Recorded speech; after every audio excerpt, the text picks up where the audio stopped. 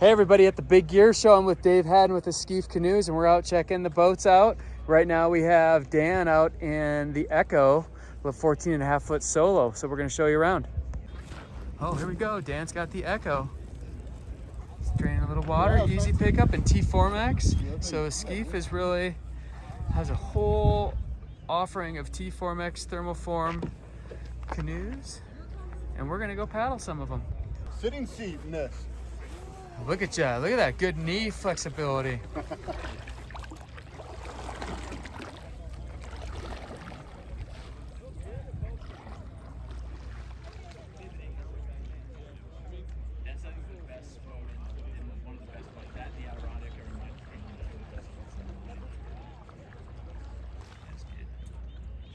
Hey, cancel that Phoenix order.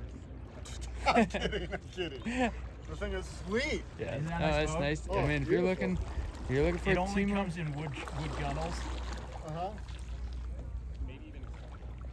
right, just got back. What'd you think, Dan? Oh, thing's a blast. Yeah, Nice so work. 6'1", 6'2", a couple hundred pounds. Yeah, I would probably cut the drops to give myself a little bit A more little higher room. because you like kneeling, but this Yeah, could be yeah, sad. This is definitely a boat that I would want to kneel in.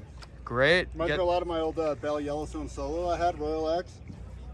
Super friendly, just loves being on edge, super playful. I really like putting, wood trim on a T-Formex boat. It stiffens it up. It just, that's really nice. You can see the So much more Royalex. classy, You too. can actually check out the the T-Formex, I'm sorry, because you can see the five layer.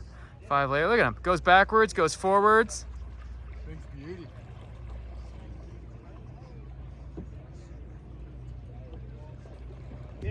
Okay, I'm in the Echo myself now, and this is really fun because, as you see on the water, it looks a lot like what a Yellowstone Solo would have looked like from the Bell days. It's in that category of like the Phoenix.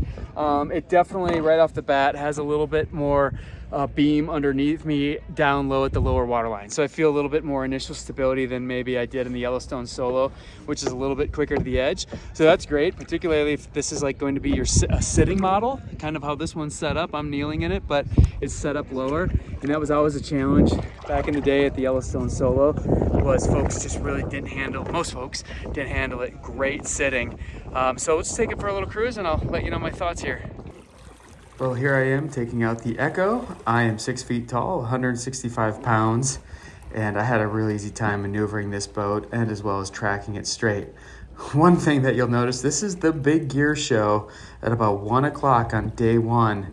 And despite what you may have heard, there just weren't a lot of people out on the water. So I had the whole lake to myself and I was able to play with this boat. You can do some of the little freestyle moves, spinning it around. It was easy to push this canoe where I wanted to. The night after this trip, I was actually in the Phoenix from Northstar. And so it's kind of a cool comparison because these two canoes are of similar application. Of course, the Phoenix was in IXP, which is their heavy-duty Kevlar and Negra layup. And then this is T-Formex, which is basically a Royalex replacement, 5-layer ABS with foam core and vinyl skin. The neat thing about both versions is that you're going to have a rough and tumble boat, and it's a canoe that you can outfit by gluing to, something that a poly canoe is not going to let you do.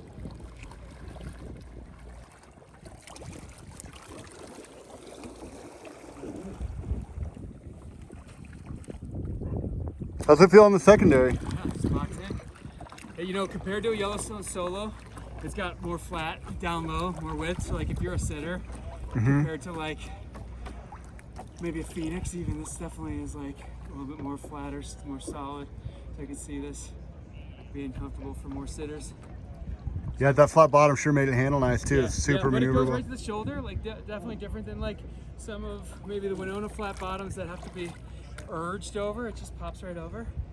You can paddle it either side, easily. Accelerates good, keeps on track. It's super well balanced.